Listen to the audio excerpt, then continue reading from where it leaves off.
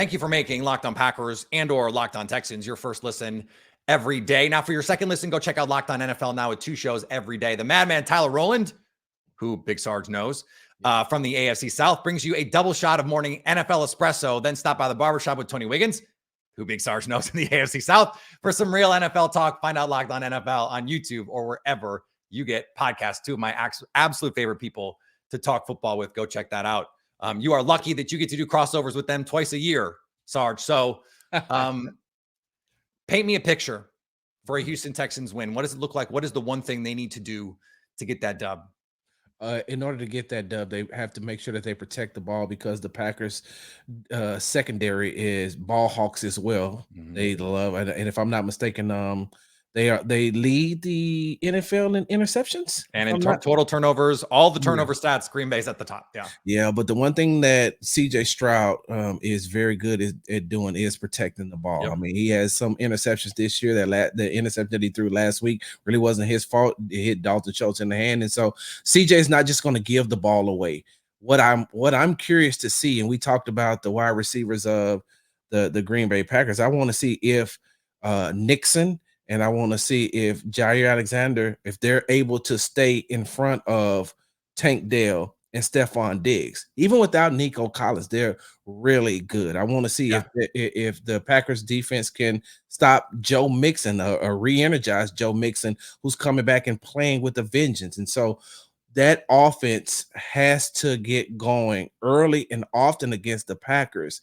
And they also have to be able to supplement for the injuries, because there may not be an Azeez Al-Shaair. There may not be a Henry Toa. There may not be a Kamari Lassiter. And they have to have that next man up mentality. And so Neville Hewitt is going to have to step up. And here's a former linebacker that when he was with the Jets, he was a starter, had one season, I think he had 143 tackles. And so he's capable of doing it. It's just that he hasn't gotten the reps and the opportunity. So the offense is definitely going to have to get going early and often, no penalties, so they can sustain long drives.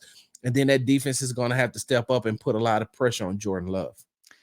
So the key to me, at least defensively for the Packers, is no big plays, because Houston's offense has really been reliant on not just big plays, but late down big plays. 3rd down, 3rd and 8, 3rd and 10, 3rd and 12. You get a holding call on 1st down. You pick up 8 yards, and then it's, you're having to work from behind the sticks. The Packers have to take advantage of that. Right now, the Houston Texans offense, 25th in success rate.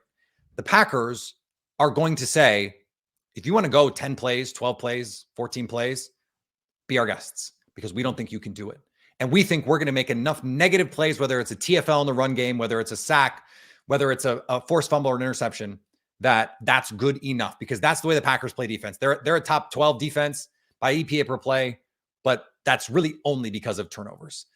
They fall to 20th when you take away the turnovers, down to down, play to play. Well, the weird thing about that is that's not what the Texans are doing well, even though it seems like they should. So don't let this be the week that they do that, because that certainly is something that could happen with CJ Stroud, but he's just that good.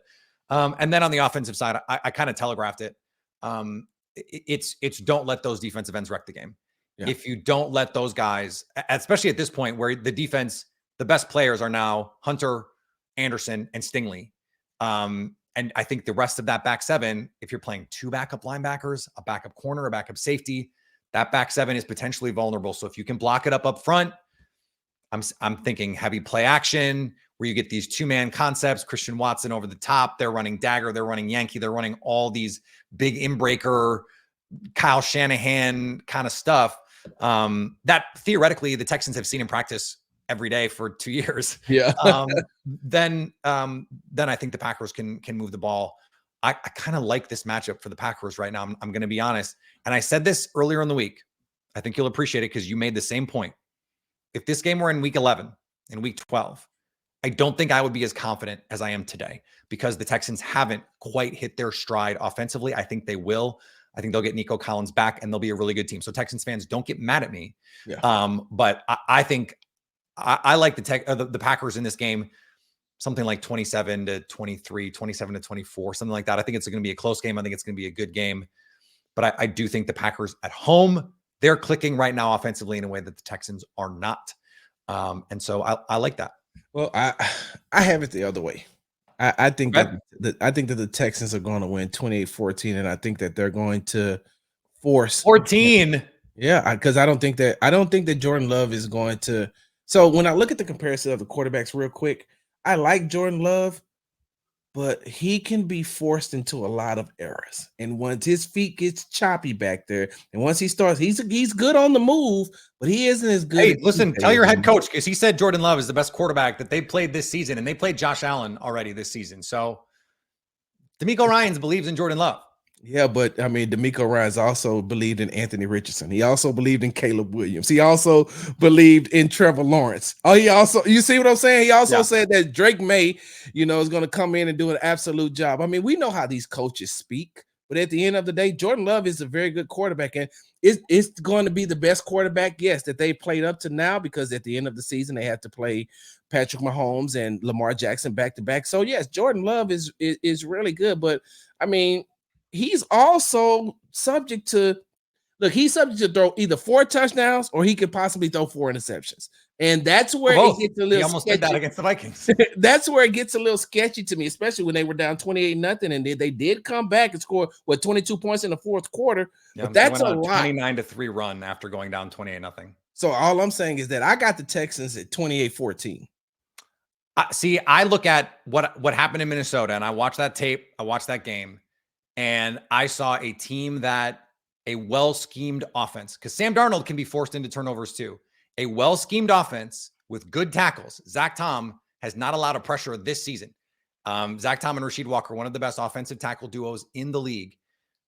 I look at that and I see a well-schemed offense can attack the perimeter and the deep half against the Texans. And so I think the Packers are going to be schemed up enough offensively. I have belief in Matt LaFleur. Even though I have so much respect for DeMeco Ryans, I just think from a personnel standpoint, Green Bay has an advantage there. Well, let me ask you a question real quick, Peter. Yeah. Have they went up against 2 defensive ends like Danielle Hunter and Will Anderson Jr. that play the wide 9? Because it's easy to like play. This. I mean, they're the best edge pass rushers in the league right now, probably as a duo. And so that's what I'm saying. It's easy for those tackles to be that good when they have that help from the interior, because the defensive ends are playing this close.